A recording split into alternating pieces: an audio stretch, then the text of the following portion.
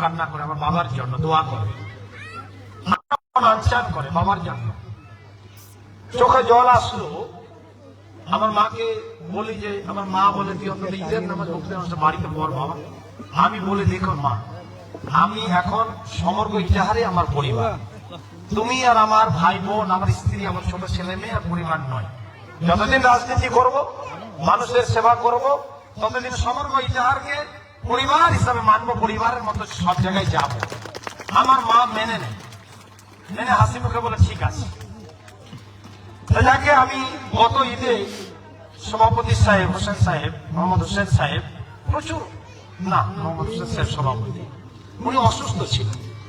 আমি ওনার বাড়িতে গেছিলাম, দাঁড়িয়ে দেখা করে গেছিলাম, উনি কাঁদছিলেন শুয়ে শুয়ে। আমাকে খুব খারাপ লেগেছিল। উনি সজ্জন ব্যক্তি, ভালো মানুষ। আমিও দোয়া করেছিলাম, ওনার ছেলেকে বলেছিলাম, ওনাকে বলেছিলাম আমি সুস্থ হয়ে যান, আপনারা চিকিৎসা করেন, সুস্থ হয়ে যান ইনশাআল্লাহ। মহান আল্লাহ তাআলা রব্বুল আলামিনের অসীম দোয়ায় উনি সুস্থ হয়ে এখানে আছেন। যেদিন দেখলাম আমাকে খুব মনে তৃপ্তি পেয়েছিল। না, উনি আছেন আজকে এখানে অত্যন্ত সম্মানিত, সজ্জন, পরেশগার, সৎ, ন্যায়পরায়ণ ব্যক্তিত্ব কায়েদ সাহেব আছেন, ওনাকে আমি সালাম জানাচ্ছি।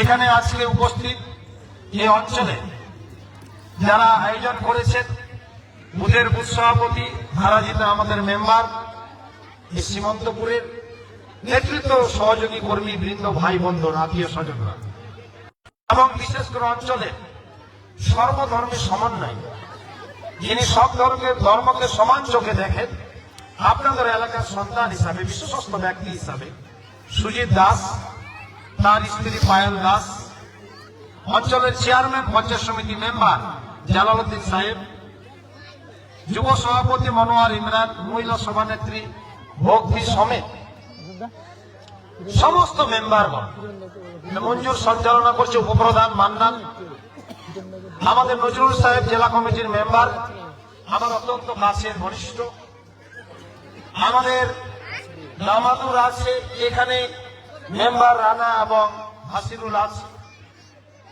এবং এখানে হাফিজুল্লাহ আছে, গুরুত্ব অঞ্চলের আমাদের আমার অত্যন্ত বিশ্বস্ত ভালোবাসার মানুষ, আদর্শ শিক্ষক, বুদ্ধি জ্ঞানীদীপ্ত মানুষ হাফিজুল্লাহ। উনি আমাদের গুলমদপ্তু অঞ্চলের সভাপতি।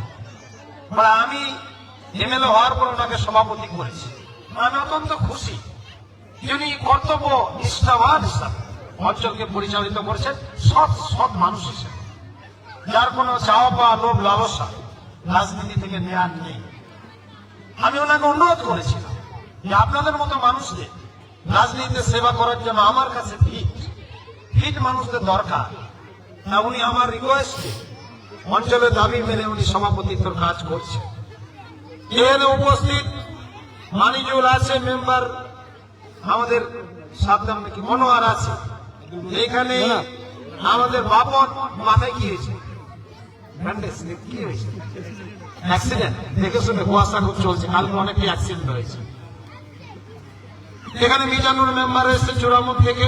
এখানে আমাদের মোহাম্মদ হোসেন সাহেবের, উনি তো ছোট ভাই না, ছোট তো দেখে আপনাকে বড় সালাম, উনি আছেন, ওনাকেও আমি শুক্রিয়া এবং আদাব জানাচ্ছি।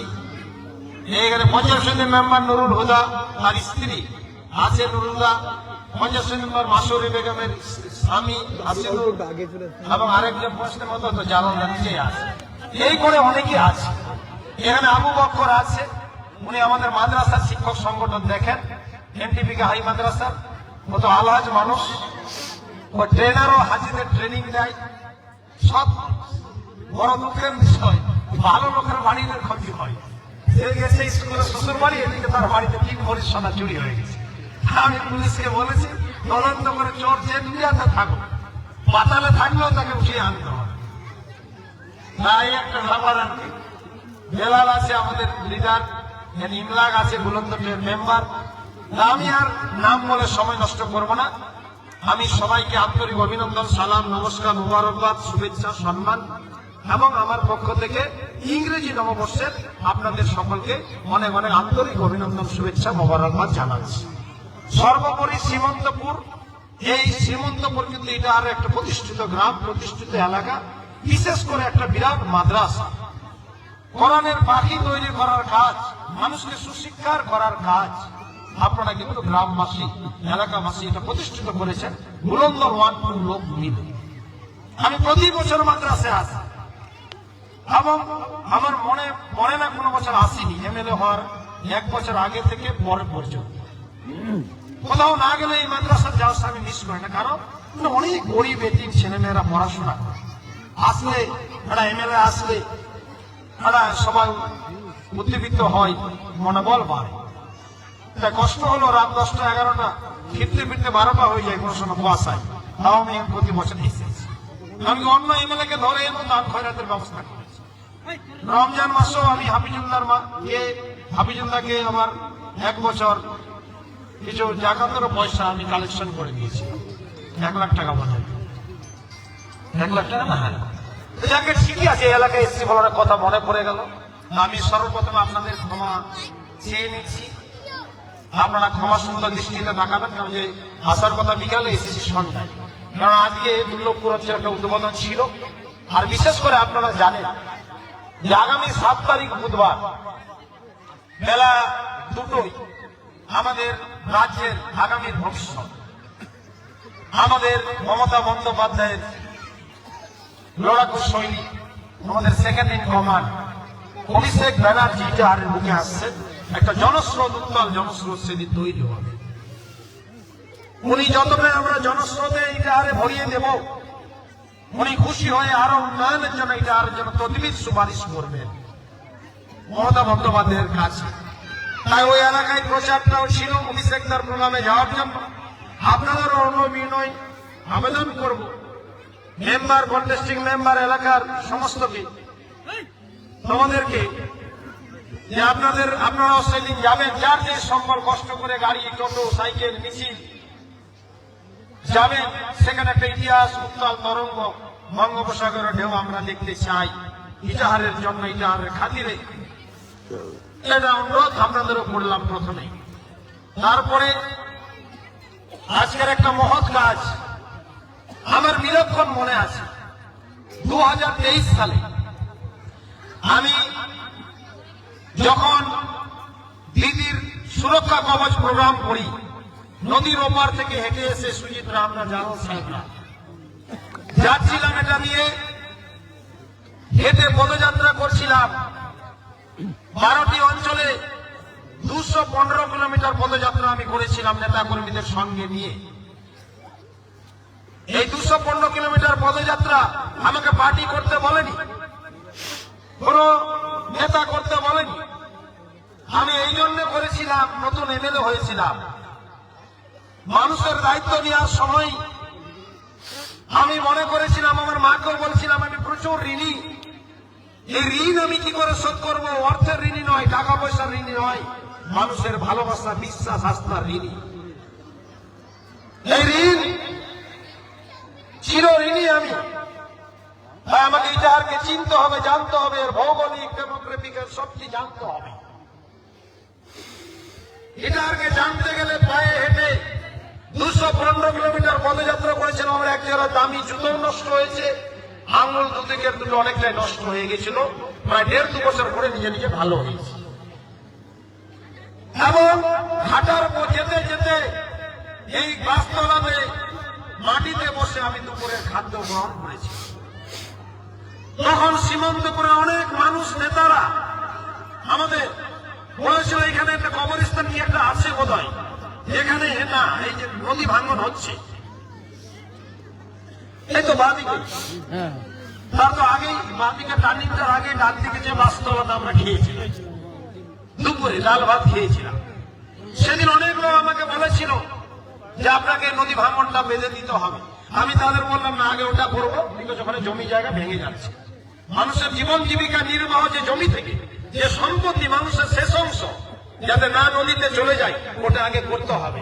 কিন্তু আমাদের সরকার, আমি বিধানসভায় বারে বারে নদী ভাঙন ব্রিজ নিয়ে উত্থাপন করি, কালকেও ভাষণ দিয়েছি, ঠিক না, ইটাহারে যে আপনারা বিধানসভায় যদি যান, আবু বকররা, সুশিক্ষিত কৃতি সন্তান গ্রামে, তাদের মতো লোকেরা যদি যায়, আর বিধানসভার ভিতরে একটা লাইব্রেরি আছে, সেখানে যদি একটা দরখাস্ত লেখা হয় ইতিহাস সৃষ্টির পরে, স্বাধীনতার পরে, এই ব্লক সৃষ্টির পরে কোন এমএলএ মন্ত্রী বেশি কথা বলেছে উন্নয়নের জন্য,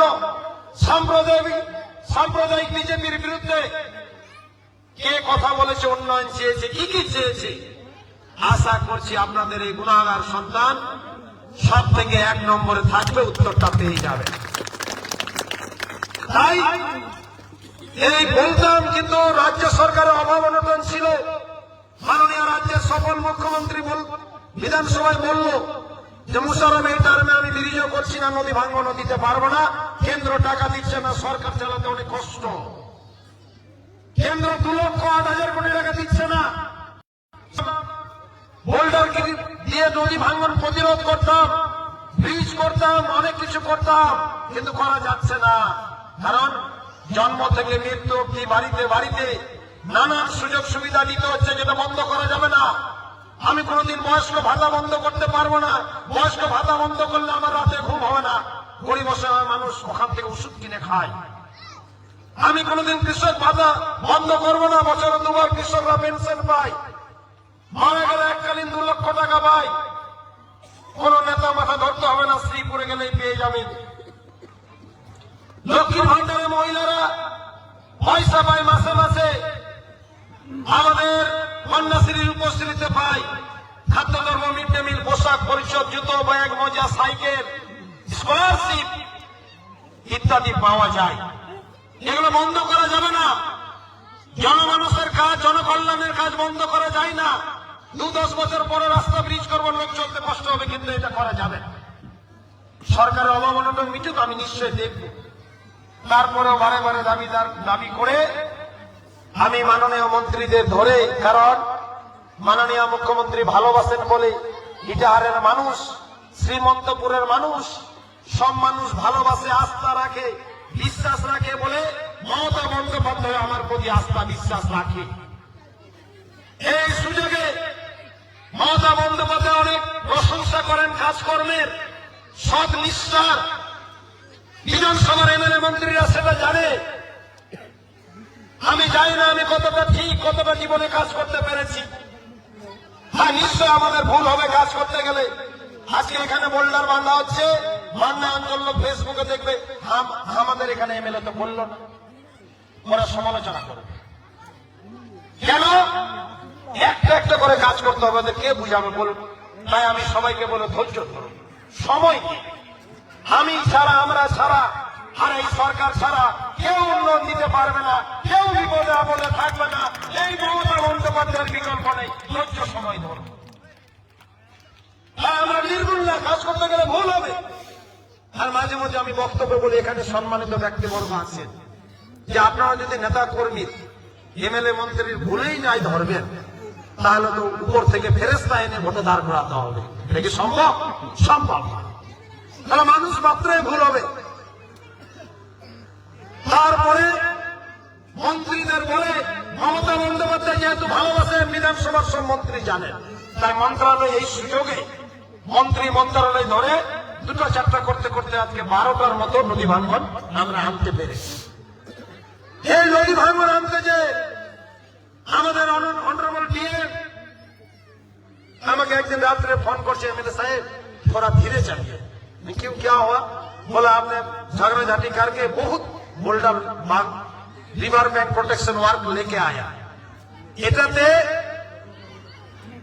প্রিন্সিপাল সেক্রেটারি সাহেবদের একটু হাতে নিয়ে এগুলো কাজ করতে হয়। আপনি যদি সব জোর করে মন্ত্রী বলেছে মন্ত্রণালয়কে রাজি করে, প্রিন্সিপাল সেক্রেটারিকে রাজি করে নিয়ে চলে এসছেন, কিন্তু অন্য জেলা, অন্য ব্লক আছে, কি করে হবে আপনি যদি সব নিয়ে আসেন?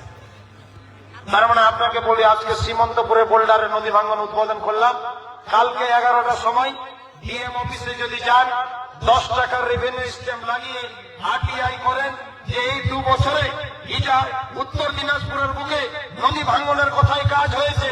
আমি দায়িত্ব নিয়ে বলি, উত্তর দিবে কোথাও নদী ভাঙ্গনের কাজ হয়নি, শুধু ইটাহার ব্লকে 12টা নদী ভাঙ্গনের কাজ হয়েছে। আমি দায়িত্ব নিয়ে বললাম মাইকে। তাই অনেক বোকা জোকা খেলো, বিরক্ত বিব্রত চোখ মুখ দেখলো আমাদের এই কাজগুলো আনতে হয়। কারণ সীমান্তপুর একটা মাদ্রাসার জন্য গ্রামটা অনেকটাই সম্মানিত গ্রাম, সবার একটা পরিচিতি গ্রাম। তাই এই এলাকাগুলো পিছিয়ে ছিল, রাস্তাগুলো খারাপ। এই তো পাতরুলিয়া থেকে সীমান্তপুর রাস্তা, যেদিন আমি ঈদে নামাজ পড়ে আমাদের মৌলানা সাহেবের নেই, উনি তো বোধহয় বাইরে আছে, আবুদুল মজিদ সাহেব, ওনাকেও সালাম জানাবেন আমার। ওনার বাড়িতে নাস্তা করে তার মেয়েরা মুম্বাই থাক পড়াশোনা করে অনেক নাস্তা বানিয়েছিল। নাস্তা করে যাওয়ার পথে ওনার বাড়ি হয়ে দেখলাম রাস্তাটা খুব খারাপ।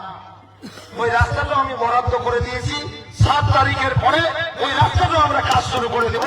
এলাকায় কিছু বাকি থাকবে না, শুধু ধৈর্য সময় ধরবেন। আজ 175 কিলোমিটার রাস্তা ডিসেম্বর মাসে বরাদ্দ করে আনা হয়েছে। পশ্চিমবঙ্গের কোন ব্লক নেই 175 কিলোমিটার রাস্তা ডিসেম্বর মাসে হচ্ছে।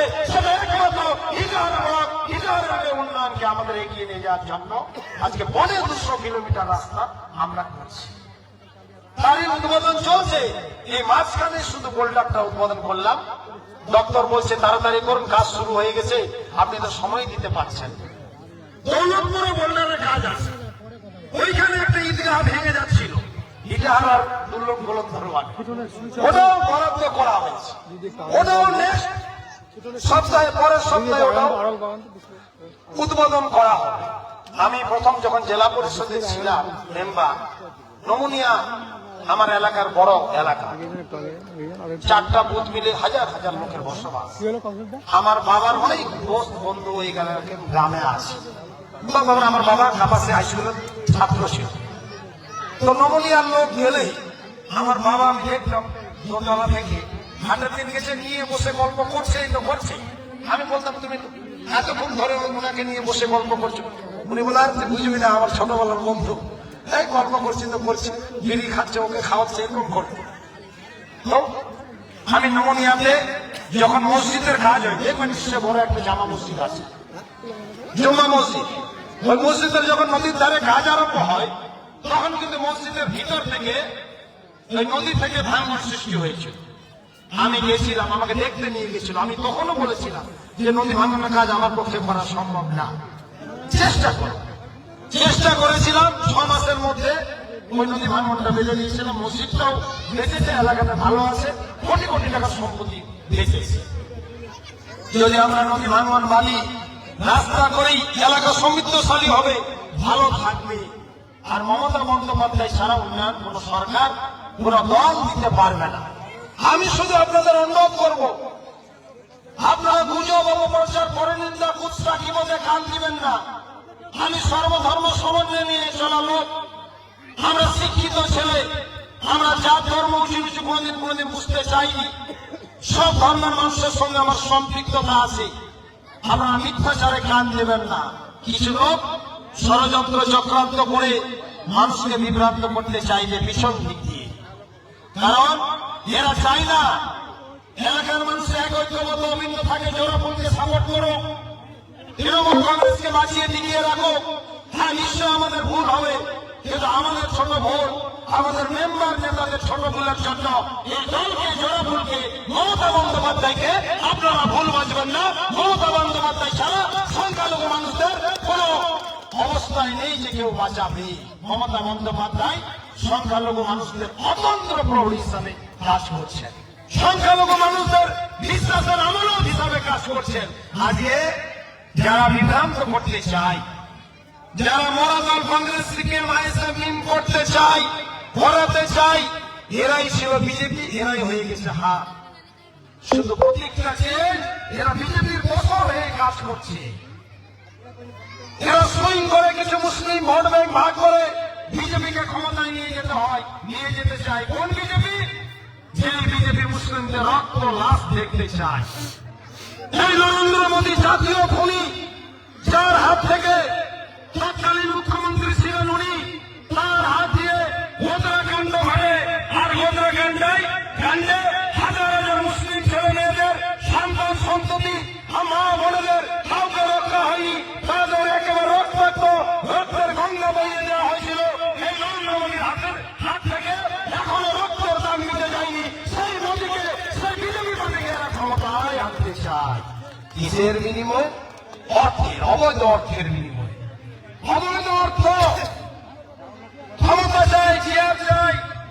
মুসলিম সমাজ, সনাতন হিন্দু সমাজ যারা তৃণমূল কংগ্রেসকে বিশ্বাস করে তারা ভারমে যায়। এদের অবৈধ অর্থ চাই, ক্ষমতা চাই, চেয়ার চাই, গদি চাই, নিঃস্বার্থে, আপনাদের জন্য নয়। সেই নেতারাও জানে যে আমরা ক্ষমতায় আসতে পারবো না। কিছু ভোট ব্যাংক কেটে কিছু অর্থ নিয়েছি, অর্থটা হজম করার জন্য কিছু ভোট ব্যাংক কেটে দিই। আর আপনাদের পরিবারের সন্তান সন্ততি, এই মা বোনেরা, বয়স্ক মানুষজন, মুরব্বী মানুষ, আত্মীয় স্বজন, প্রতিবেশী ভালো থাকলে তবেই ভালো থাকা যায়। এরা ভালো থাকুক তারা চাই না।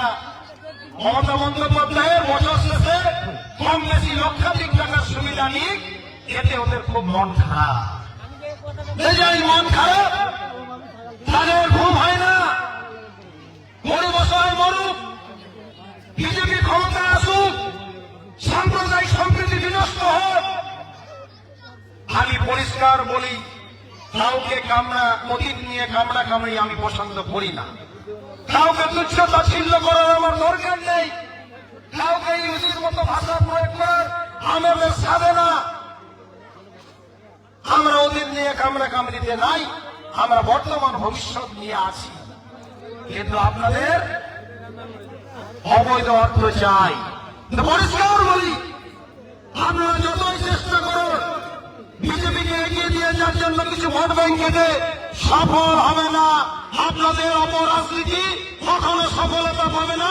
আর আমরা বাংলার জমিনে, ইটাহারের জমিনে কোন সাম্প্রদায়িকতা করতে দিব না, কোন বিজেপিকে 1 ইঞ্চি জমি দেব না। আর আগামী 100 বছর বিজেপি ক্ষমতায় আসতে পারবে না, আমি ক্লিয়ার আপনাদের বলে গেলাম। আপনারা মিথ্যাচার করতে জানেন। বিজেপি পার্টি যাদের মুখ থেকে পা পর্যন্ত, মাথার চুল থেকে পায়ের নখ পর্যন্ত মিথ্যায় ভরা, মুখ খুললে শুধু মিথ্যার বাক্স মুখে বসানো আছে, মুখ খুললেই মিথ্যা আর মিথ্যা। এই মিথ্যাচারের দল তারা এখন ভর করেছে কংগ্রেস, সিপিএম, আইএসএফ, মিমের উপরে। তারা বলে আমরা বিধানসভায় থাকি, আমাদের হোস্টেলে বিজেপির এমএলএরাও থাকে, সরকারি হোস্টেল। বিজেপির এমএলএরা বলে যে আমরা তো ক্ষমতায় আসতে পারবো না। পাশাপাশি আমার ঘরের পাশে 2-3টা বিজেপি এমএলএর ঘর। তারা বলে আমরা তো ক্ষমতায় আসতে পারবো না, কিন্তু কিছু মুসলিম লোক, কিছু হাতের লোক আমরা খুঁজছি আপনাদের ভোট ব্যাংক কাটার জন্য। আর বিজেপির এমএলএও জানে তারা ক্ষমতায় আসতে পারবে না। আর কংগ্রেস, সিপিএম এর কথা কি বলবো, এরা তো বাংলায় ক্ষমতায়। মাদ্রাসাগুলোকে তো সন্ত্রাসবাদের আখড়া বলতো, বুদ্ধতে ভট্টাচ। সিপিএম তো ধর্মকে বলতো আপনি নাস্তিকবাদী। কংগ্রেসের আমার তো বাবরি মসজিদ ধ্বংস হয়েছে। কি করেছে, কেন রক্ষা করতে পারেননি? আপনারা মরা দল, আপনাদের মাইক্রোস্কোপিক দলে পরিণত হয়েছেন। কংগ্রেস, সিপিএম ক্ষমতায় ছিল, বাংলাকে ধ্বংসস্তূপে পরিণত করেছে। আর সেই ধ্বংসস্তূপ থেকে জয়গানের পতাকা উনিয়ে মমতা বন্দ্যোপাধ্যায় একটি আধুনিক বাংলা তৈরি করেছেন, যেখানে শান্তি, সম্প্রীতি, সৌহার্দ্য, সৌভাতৃত্ব চিরন্তন বন্ধন অটুট আছে। যে কোনো মূল্যে আমাদের সাম্প্রদায়িক সম্প্রীতি রক্ষা করতে হবে, অক্ষুণ্ণ রাখতে হবে। তবে মানুষের সৌহার্দ্য, সম্প্রীতির বন্ধন থাকবে, ভালো থাকবে। মহান আল্লাহ তাআলা রব্বুল আলামিন আমাকে সম্মানিত করেছেন, কাউকে অসম্মানিত, কষ্ট দেওয়ার মতো কাজ আমি করবো না। আমার হাত দিয়ে ন্যায় পরায়ণতার বাইরে কাজ হবে না। হ্যাঁ, এইদিকেও কিছু নেতা ছিল যারা বিধবা ভাতা পর্যন্ত ব্যাংক থেকে তুলে দিলে কমিশন খেয়ে, সেই নেতাগুলোকে আমরা আনুষ্ঠানিক বিদায় দিয়েছি। এরা দলে ঢোকার জন্য অনেক নেতাকে আমাদের ধরতো। আমি বললাম না, আমি ন্যায় সত্যের সঙ্গে থাকবো, আপনাদের মিথ্যাকে আমি সত্য দিয়ে ঢাকবো। আপনারা যত আমার বিরুদ্ধে ষড়যন্ত্র করুন, মিথ্যাচার করুন, কুৎসা করুন, গীবত করুন, পরনিন্দা করুন, আমি আমাদের উন্নয়ন দিয়ে, সত্য দিয়ে আপনাদেরকে ঢাকবো, উন্নয়ন দিয়ে জবাব দিব। এটা আমার কাজ, এই কাজ আমি করে যাবো। কে কি দুনিয়ায় করছে সেটা আমার দেখার দরকার নেই, আমি দেখতে যাব না। এই নীতিতে আমি চলি। রাজনীতি করলে নীতি থাকতে হবে, নৈতিকতা থাকতে হবে। যাদের নষ্ট টিম যেমন কোনো কাজে লাগে না, ফেলে দিতে হয়, তাহলে নষ্ট রাজনীতির কোনো নীতি নেই, আদর্শ নেই। আজ কংগ্রেস, কাল তৃণমূল, পরশু সিপিএম, পঞ্চায়েতে সব পার্টি টিকিট বিক্রি করবো, বিক্রির কথা নেই। মানুষ আপনাদের চালাকি ধরে ফেলেছে, আপনাদের জারিজুরি ফাঁস হয়ে গেছে। এখন বিদায় নেওয়ার পালা, মানুষ আপনাদের বিদায় দিয়েছে। অল্প একটুকু বেঁচে আছে, আপনারা বিজেপি অবৈধ টাকার বস্তার উপরে শুয়ে আছে, সেই টাকা নিয়ে আপনারা কংগ্রেস সিপিএম ভোট ব্যাংক ভাগ করতে চান। আমি বলি, আপনারা মমতা বন্দ্যোপাধ্যায়ের দলের সঙ্গে থাকুন। অনেক লোক ভাবে আমরা এমনি এমনি সুবিধা পাই না, অন্য রাজ্যের সরকার দেয় না, অন্য রাজ্যে শান্তি সম্প্রীতি নেই। এখানে কিছু লোক গুজব অপপ্রচার ছড়ায়। এই তো কিছুদিন আগে বলতে নাকি ওয়াকফের সম্পত্তি মমতা বন্দ্যোপাধ্যায় কেন্দ্র সরকারকে দিয়ে দিয়েছে। এত মিথ্যাচার, উৎসাহ গিবত যে ওয়াকফের আইন সংশোধন করতে চাইল বিজেপি। হঠাৎ করে বিজেপির সংখ্যালঘু উগ্র বিরোধিতা তৈরি হয়ে মাথায় পোকা নড়ে যায়। তারা হঠাৎ করে বললো না, ওয়াকফের আইনটা আমরা সংশোধন করব। কি দরকার আছে ব্রিটিশ পিরিয়ড থেকে মুসলিমরা আল্লাহর রাস্তাতে সম্পত্তি দান করেছে, আপনি কেন সংশোধন করবেন? না, করতে হবে, সংখ্যালঘু বিরোধিতা করতে হবে। করতে গেলেন এটা আরো কিছু নেতা মুনাফিকের কাজ করেছে, আমি নাম বলবো না। আমাদের ওইদিকে দূরে আপনারা চেনেন, তারা বিজেপি সুকান্ত মজুমদারের কাছে আপনাদের অঞ্চলের এক নেতা। আমাকে বালুঘাট থেকে একজন ফোন করছে লোকসভা ভোটের সময়, অমুক ব্যক্তি বলছে আমি এই পদে আছি, কিছু টাকা দেন, বিজেপির ভোট করে দেন। আমি নাম বলছি না, নাম বললে মুখ দেখার জায়গা পাবেন না, আল্লাহ তাআলা বিচার করবে, জনগণ বিচার করবে। নাম বললে আমি, আমার শত্রু হলো কারোর নাম, আমি উচ্চারণ করি না, কারো ক্ষতি চাই না। এই রাজনীতি আমার পরিবার শিখায়নি। মিথ্যাচার করা, অসৎ কাজ করা, দুর্নীতি করা, এই ধরনের রাজনীতি আমার পরিবার শিখায়নি। আমাদের পারিবারিক শিক্ষা মানুষকে ভালোবেসে বিশ্বাস আস্থা রেখে রাজনীতি করতে হবে। তাই এই লোকেরা সুকান্ত মজুমদারকে জিতালো, কেন্দ্র ওয়াকফ আইনের ভোটাভুটি হলো, বিজেপির এমপির সংখ্যা বেশি, তারা আইন পাশ করবে। কিন্তু মমতা বন্দ্যোপাধ্যায় তার আগে কলকাতাতে মিটিং করেছেন, মিছিল করেছেন, অন্য রাজ্যের দুই একটা মুখ্যমন্ত্রী আন্দোলন করেছেন, আমাদের কল্যাণ ব্যানার্জি সুপ্রিম কোর্টে কেস করেছেন। মমতা বন্দ্যোপাধ্যায় আমাকে বললেন, মুশারফ তুমি কলকাতার ধর্মতলা বাস স্ট্যান্ডের পাশে রানী রাসমণি রোডে ওয়াকফের আইনের সংশোধনের বিরুদ্ধে আন্দোলন করো, সবাইকে ডাকো।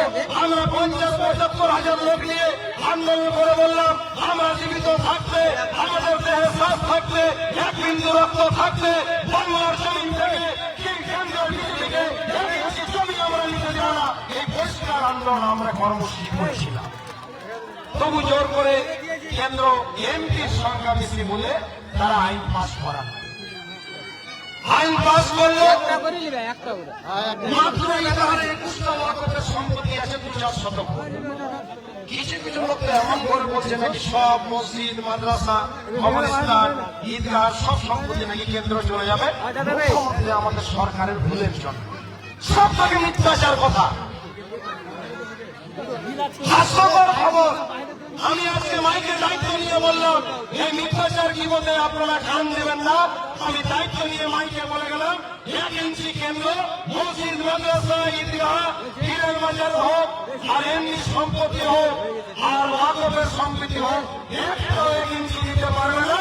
যদি কেন্দ্র নিয়ে নেয় আমি রাজনীতি ছেড়ে দেবো। এত বড় কথা আপনাদের সামনে বললাম। কিছু বিভ্রান্ত করার জন্য মোবাইল আর সোশ্যাল মিডিয়ায় কিছু লোক বিজেপির টাকা দেওয়া, ওই টাকাতে তারা এগুলো নিউজ করে বেড়ায়। বামফ্রন্টের ভুলে 1980 সালে কবরস্থান, মসজিদের জায়গা 1 নম্বরের খতিয়ান লেগেছিল তাদের আইন। আমাদের সরকার সে আইনটা ঠিক করবে। বামফ্রন্টের ভুল আমাদের সরকার ঠিক করবে, যাতে মুসলিমদের ব্যবহারের নামে হিন্দুদের মন্দির তাদের ব্যবহারের নামে থাকে। কে করবে? তৃণমূল কংগ্রেস সরকার ঠিক করবে। কার করা ভুল আইন? বামফ্রন্ট 1980 সালে। তাই আমি আপনাদেরকে অনুরোধ করবো, বক্তব্য দীর্ঘায়িত করবো না।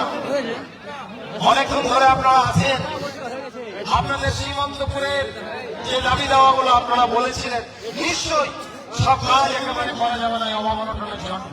এই যে আমরা উন্নয়ন করছি, উদ্বোধন করছি, ফেসবুকে চলছি, অন্যায় মেয়েরা বলে বন্ধু তুমি এত টাকা কোথায় দিলে, কোন দপ্তর থেকে নিয়ে আসলে উন্নয়ন আসবে? আমি বললাম আমি করিনি। মানুষের ভালোবাসা, বিশ্বাস, আস্থা আছে। মানুষের দাবি কলকাতার বুকে তুলি, কলকাতায় পৌঁছে দিই বলেই তো আজকে সারা পশ্চিমবঙ্গের মানচিত্রে, কলকাতার মানচিত্রে মমতা বন্দ্যোপাধ্যায়, যিনি রাজ্যের অভিভাবিকা, যিনি সর্বোচ্চ নেত্রী, যিনি সর্বোচ্চ ক্ষমতার অধিকারী, যিনি বিপদ আপদ দুর্যোগ দুর্বিপাক হলে মানুষজনকে বাঁচাবে, তিনি আজকে ইটাহারের নাম মুখস্থ করে নিয়েছেন। বাংলার বুকে, কলকাতার বুকে ইটাহারকে সর্বোচ্চ মানচিত্রে পৌঁছে দেওয়ার কাজ আপনারা আমাকে দায়িত্ব দিয়েছিলেন, আমি করে দিয়েছি। আজকে আমি চাই না কোনো বিপদ আপদ দুর্যোগ দুর্বিপাক প্রাকৃতিক দুর্যোগ হোক, এগুলো আপনাদের নদী মাতৃক এলাকা। যদি একটা বন্যায় হয়, কথার কথা 17 সালে তো হয়েছিল, আবার তো হতে পারে, তখন এই যে ইটাহারের নাম কলকাতার বুকে আমি মানচিত্রে পৌঁছে দিয়েছি, এর কারণে আমি থাকি আর না থাকি, এই আপনাদের ছোট ভাই বন্ধু সন্তান, আমি এমএলএ না, শুধু আপনাদের ভাই বন্ধু সন্তান, ব্রাদার ইসলাম, আপনাদের ভাই বন্ধু সন্তান। এর জন্য ইটাহারে প্রাকৃতিক দুর্যোগ, ভূমিকম্প, বন্যা, খরা হলে মানুষের ক্ষতিপূরণ, বাড়ি ঘর সম্পত্তি, পরিবারের জন্য ইটাহারের নাম যেহেতু মানচিত্রে পশ্চিমবঙ্গে পৌঁছে দিয়েছি, মুখস্থ করে নিয়েছি, আমি না থাকলেও হাজার হাজার কোটি টাকার সুবিধা ইটাহারবাসী চিরজীবন পাবে, এই কাজটা আমি করে দিয়েছি। তাই এসআইআর করে দেখলেন তো, এই সাম্প্রদায়িক পার্টি বিজেপি কিছু মুসলিম ভোট ব্যাংক মাছ দেওয়ার জন্য এসআইআর করল। তারা ভেবেছিল যে মুসলিমদের কাগজপত্র কম আছে, এসআইআর করে নেব, তাদের বাদ দিয়ে দিব, ভোট আসবে। তারা তো সবাই তৃণমূলকে দিন শেষে ভোট দেয়, মন খারাপ করে এদিক যদি ভাই ভুল ত্রুটি হয়, কিন্তু বিরোধ স্বার্থে জোড়াপুরকে ভোট দেয় মমতা বন্দ্যোপাধ্যায়কে দেখি, প্রার্থী সবার ব্যক্তি পছন্দ নাও হতে পারে, কিন্তু জোড়াপুরকে ভোট দেয়, তাই মুসলিমদের কিছু ভোট বাদ দিয়ে হবে। আমাদের ব্লকের এক অফিসার বলছে, স্যার কি বলবো, দুঃখের কথা, দিল্লি থেকে অবজারভার এসে বলছে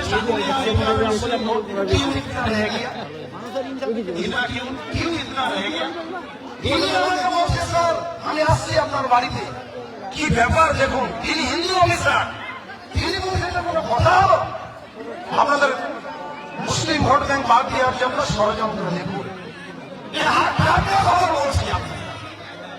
কিন্তু যখন দেখলো মুসলিমদের ভোট ব্যাংক বাদ যায়নি, আমাদের হুঙ্কারে আমাদের তৃণমূল কংগ্রেসের বিয়ের জন্য, তৃণমূল কংগ্রেসের অঞ্চল সভাপতি, চেয়ারম্যান, মেম্বার হারাজিতাদের জন্য পরিশ্রম করে তারা এন্ট্রি করলো, ফর্ম ফিল আপ করলো, যারা বাইরে আছে তাদেরও করে দিয়েছে। এখন তারা পাইকারা শুরু করেছে বিজেপির বছর নির্বাচন কমিশন। কি দিল্লিতে যখন বাঙালিদের হেনস্থা করা হয়, বাঙালিদের বাংলাদেশি বলে গুরগাঁও হরিয়ানাতে মারধর নির্যাতন করা হয় পুলিশ দিয়ে, তখন আমি 1 মাস 13 দিন আন্দোলন করেছিলাম, বুলন্দর মানব মিছিল করেছি, মোহাম্মদপুর থেকে বলে হাটগাছি। দিল্লিতে আইপিএস র্যাঙ্কের অফিসারের সঙ্গে তর্ক বিতর্ক, লজিক্যালি হিন্দি ইংরেজিতে যুক্তি তর্ক করেছি, নোটিশ পাঠিয়েছি, দিল্লিতে আমার পরিচিত লোককে পাঠিয়েছি, তাদের নির্যাতন বন্ধ করতে বাধ্য করেছি। তখন তো কংগ্রেস সিপিএম বিজেপি ছিল না, রাস্তায় কে ছিল? আপনাদের ভাই বন্ধু সন্তান নেতা কর্মী। 1 মাস 14 দিন ক্যাম্প চালিয়েছি পিসিসি পুলিশ ক্লিয়ারেন্স সার্টিফিকেট দেওয়ার জন্য। তখন তো কেউ ছিল না, আমরাই ছিল। কেন ছিলেন না? 4 বছর কোথায় পালিয়ে গেছিলেন? 4 বছর আমরা যাত্রা, রাজনৈতিক কীর্তন, খেলাধুলা, 4 বছর খাটলাম, গেলাম, নির্বাচন কমিশন মিটিং মিছিল ডেপুটেশন করলাম, উন্নয়ন করলাম, আর্থিক সাহায্য আমরা করলাম, সব জায়গায় যাত্রা থেকে নাম কীর্তন পর্যন্ত। আর 4 বছরের কাজ আপনি 1 বছরে করবেন? সম্ভব হয় না। আপনারা পালিয়ে গেছেন। এটার প্রতি দরদ থাকলে, এটার মানুষকে ভালো থাকবে না, দরদ থাকলে, মানুষের সেবা করতে থাকলে, চাইলে চেয়ার না থাকলেও করা যায়, আপনারা করেন। আর শ্রীমন্তপুরের কাজগুলো কেন করেন? আজকে মৌলভপুর থেকে ভাঙ্গা ব্রিজ, আজমির পাড়ার ভিন্ডাবাড়ির কাজ কেন করেনি? আগে পাতমনি আমার বিখ্যাত স্ট্যান্ড, যেখানে চা খেতে যান আপনারা, আমিও মাঝে মাঝে খেয়ে যাই, সেই পাতমনি থেকে দুর্গাপুর পাঠাটি, এটা এত সুন্দর রাস্তা 20 কোটি টাকায় কেন করেন? কেন? এমনি ভোট পেয়ে যাচ্ছিলেন বলে উন্নয়ন করবেন না? তা হতে পারে না। আর উন্নয়ন করতে গেলে আগের এমএলএ মন্ত্রীদের মাটির প্রতি দরদ থাকতে হবে। এই দরদ তাদের নেই, বসে বসে ভোট পেয়ে গেছে। কি করে উন্নয়ন করবে? তাই এখন আবার বলছে যারা দিল্লি, মুম্বাই, কেরালা আছে, তারা যদি এবছর ভোট না দেয় তাহলে নির্বাচন কমিশন নাকি বিজেপি বলছে আমরা ডেলিগেশন পাঠাবো বিজেপি পক্ষ থেকে, বলবো এটা জারি চুরি জাল চুরি করে ভোটগুলো তুলে রেখেছে। এটা বাংলাদেশ। এদেরকে এবার বিধানসভায় ভোট না দিলে ভয়ে বাংলাদেশি তারা ভোট দিতে আসবে না। আমরা বাংলাদেশি ধরে নেব, তাদেরকে কি ভোটার করে দিব, তাদেরকে নাগরিক থেকে বাদ দিয়ে ডিটেনশন ক্যাম্পে নিয়ে যা ভয় দেখাবো। আমি বলি বিজেপি বন্ধু, আমরা মৃত্যুকেও ভয় করি না। মানুষের সেবা করে করতে এসেছি, দিন রাত পরিশ্রম করে সেবা করব। আপনি আমাদের ভোটাধিকার বাদ দিন। দিল্লি, কেরালা যারা আছে তারা মাসে মাসে ভোট দিতে আসবে। আর যদি কেউ একজন কোনো কারণে না আসতে পারে তাদের ভোট আপনি বাদ দিবেন, হবে না। আপনি ভোট বাদ দিবেন আর আমরা বসে বসে এখানে ললিপপ খাবো, বিড়ি খাবো, এটা হবে না। আমরা লড়াই সংগ্রাম করে একটা ভোট বাদ দিতে দিব না, এটা পরিষ্কার আমরা বলছি। তাই আপনারা সজাগ সচেতন থাকুন। এই সাম্প্রদায়িক পার্টি বিজেপি পার্টি হারিয়ে গেছে, কিন্তু এদের ষড়যন্ত্র চক্রান্ত শেষ হয়নি। এরা এখন পিছনের রাস্তা দিয়ে অন্ধকার গলি দিয়ে ক্ষমতায় আসতে চায়। আর রক্ত লাশায় লাশ নির্মসিত হওয়ার লাশের উপর রাজনীতি করে। তাই আমি 2-3 মিনিট বলবো, সেগুলো একটু আসতে। তাই 21 সালে আপনারা সীমান্তপুরবাসী এলাকার মসজিদ ঈদগাহবাসী এলাকার লোক জনতায় নেতা হয়ে গেছিলেন। কংগ্রেস সিপিএম 2-4 জন করলো। আপনারা বিজেপি যাতে 21-এ ক্ষমতায় না আসে সেই কারণে জনতায় নেতা হয়ে এই জোড়াফুলকে ভোট দিয়ে মমতা বন্দ্যোপাধ্যায়কে ক্ষমতায় 21 সালে মুখ্যমন্ত্রী করেছিলেন। ইটাহারকে জোড়াফুলকে জিতিয়েছিলেন। আর যদি সেদিন ক্ষুদ্র স্বার্থে কংগ্রেস সিপিএমকে ভোট দিয়ে ভোট ভাগ করতেন, মমতা বন্দ্যোপাধ্যায় ক্ষমতায় না থাকতে পারত।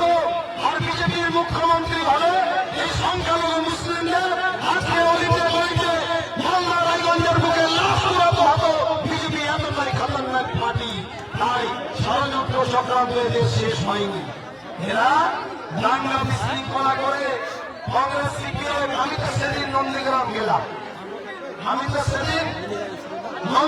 গেলাম, নন্দীগ্রামে শুনলাম বিরোধী দলনেতা প্রচুর টাকা দিয়ে মুসলিম মানুষদের আইএসএফ এ পাঠাচ্ছে যাতে ভোট ব্যাংক কিছু কেটে যায় আর বিজেপিরা জিতে। এই কাজ তারা করছে। আপনারা সজাগ সাবধান থাকবেন। এটা আরো এটা শুরু হবে নিজের স্বার্থে, আপনাদের জন্য নয়। 26 সালে ভোটের দিন এই 6টা সাড়ে 6টা হতে হতে দেখবেন তারা ঝাঁপ বন্ধ করে দিয়েছে। তারা বিজেপি টাকা নিয়ে ভোট করে ঝাঁপ বন্ধ করেছে। আপনারা কেঁদে কেঁদে মরে গেল, ধোঁয়া পড়ে পড়ে শেষ করে দিল। আপনারা যা করবেন বিরক্ত হয়ে গেল। কংগ্রেস সিপিএমের লোক ডাকলে 26-এর ভোটের পরের দিন আর পাবেন না। 10 মিনিট মাটি করে ফেলে দিল আর খুঁজে পাবেন না। কারণ তারা তাদের অর্থ, তাদের চাহিদা, তাদের নিজের স্বার্থ পূরণ করার জন্য এসছে। আপনাদেরকে দেখিয়ে নেতা হতে চায়। তাই আর কথা না বাড়িয়ে সবাইকে মিষ্টি দেওয়া হয়েছে। আমি চলে গেলে তো বন্ধ নেই, আমাদের মিষ্টিটা দেওয়া চলে বলেই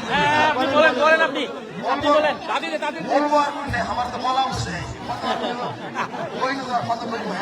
কত ভাষণ নেই। যাকে আমি এটুকুই বলবো যে মা বোনেরা দূর থেকে এসছে, মা বোনেরা আপনারা চলে যান, আপনারা চলে যান। আমি এটুকুই বলবো, নিজের স্বার্থে আপনাদেরকে বিক্রি করতে চাই, বিক্রি করতে এসে বিক্রি পাচ্ছে না ক্ষমতার অর্থের জন্য। কিন্তু মানুষ আমাদের অবাঞ্ছিত করেছে, মানুষ পরিত্যক্ত করেছে। আর যে লোক বিচারের বুকে সাম্প্রদায়িক করতে চাই 21 সালে সবাইকে দিবে।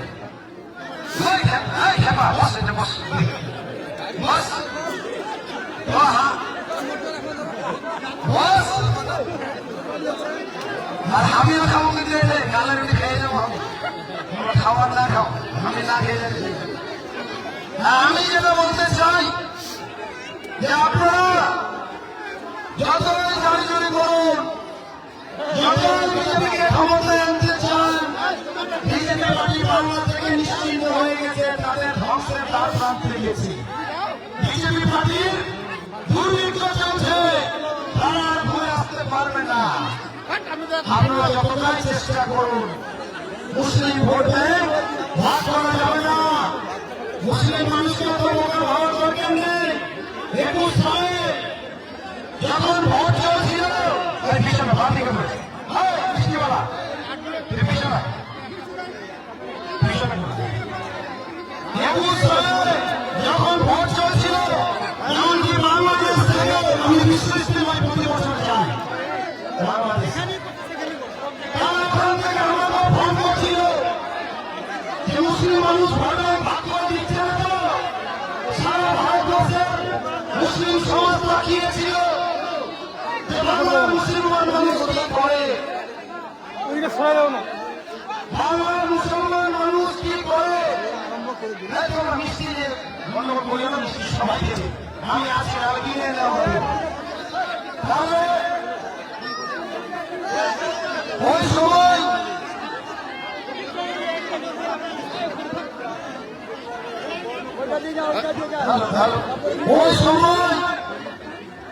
আপনারা 21 সালে ভোট দিয়ে মমতা বন্দ্যোপাধ্যায়কে ক্ষমতায় এনেছিলেন বলে সারা বিশ্বের মুসলিম মানুষ আপনাদের প্রশংসা করেছিল, আপনারা প্রশংসিত হয়েছিলেন, আপনারা সম্মানিত হয়েছিলেন।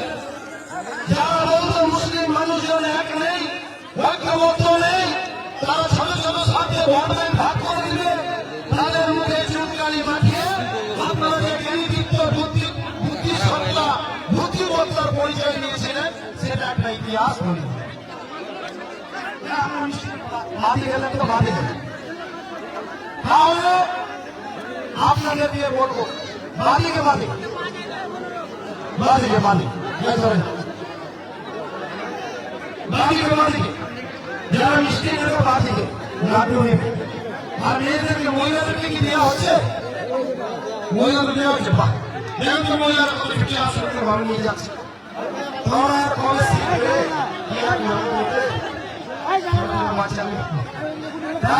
আমি শুধু বলবো, ওই সময় আপনারা প্রশংসিত হয়েছিলেন। এবারও ওই কংগ্রেস সিপিএম বিজেপির দিনও শেষ, বেলাও শেষ, তাদের খেলাও শেষ। আর আমরা পরিষ্কার বলছি যে আপনারা এক ঐক্যবদ্ধ অভিন্ন থাকবেন, আপনারা এক ঐক্যবদ্ধ অভিন্ন থাকবেন, ক্ষুদ্র স্বার্থ ত্যাগ করে বৃহৎ স্বার্থে আপনাদের পরিবারকে বাঁচাতে এবং আপনাদের উন্নয়ন করতে, শান্তি সম্প্রীতি করতে রাখতে মমতা বন্দ্যোপাধ্যায়কে বারে বারে ক্ষমতায় রাখতে হবে, তৃণমূল কংগ্রেসকে বারে বারে ক্ষমতায় রাখতে হবে। মিষ্টি আপনার শেষ, আর আমরা বক্তব্য বাড়ানো হয়নি। তাহলে আমি আরো 2-3টা প্রোগ্রাম আছে, আমি আপনাদেরকে অনুরোধ করবো, সুজিতে মেম্বারদেরকে সবাইকে, যে আপনারা 7 তারিখের প্রস্তুতি নিয়ে নেন। যত টোটো অটো সাইকেল মোটরসাইকেল যা আছে সব বুক করে নাও। আপনাদের থেকে হেঁটে মিছিল যাবে প্রয়োজনে এসআইয়ের বিরুদ্ধে, আর আগামী ভবিষ্যৎ ভালোর জন্য একটা উত্তর বঙ্গোপসাগরের তরঙ্গের ঢেউ উত্থাপন করতে হবে। যে তরঙ্গের আর এই ধরনের অশুভ শক্তি করতে চায়, তাদেরকে ভেসে নিয়ে যাবে। এই কাজটা আপনাদের খুব সুন্দর সুন্দর ভালো হলো। ভারত মুরব্বী চাচারা ওখানে উপস্থিত ছিলেন, আমি দেখলাম, তাদেরকে সম্মান জানাচ্ছি, মা বোনদের সম্মান জানাচ্ছি। আর ভাই বন্ধু আত্মীয় স্বজন বিভিন্ন বুথ থেকে যারা এসেছেন, তাদেরও আমি ভালোবাসা সম্মান জানিয়ে এখানে মুরব্বীরা যারা উপস্থিত ছিলেন তাদেরও আমি অনেক অনেক আন্তরিক অভিনন্দন জানিয়ে ব্লক সভাপতি রীনা মঞ্চের সমিতির সভাপতি আর আমার অতীত অত্যন্ত ঘনিষ্ঠ অঞ্চল অবজারভার নরকর্মী অভিনেতা সহকারী সভাপতি তাকে অনেক ধন্যবাদ শুভেচ্ছা জানিয়ে আমার কথা শেষ করছি।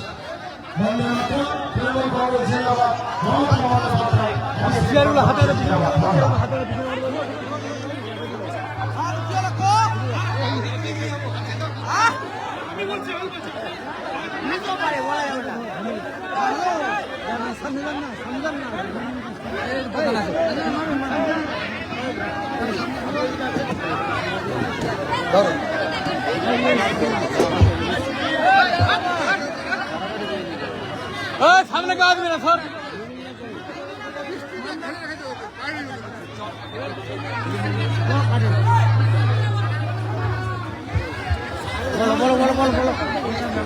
বন্দে মাতরম, বন্দে মাতরম, বন্দে মাতরম। এই স্লোগান দাও, মা মাটি মানুষ জিন্দাবাদ।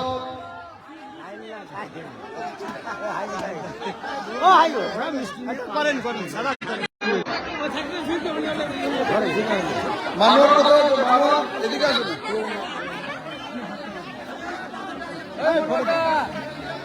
না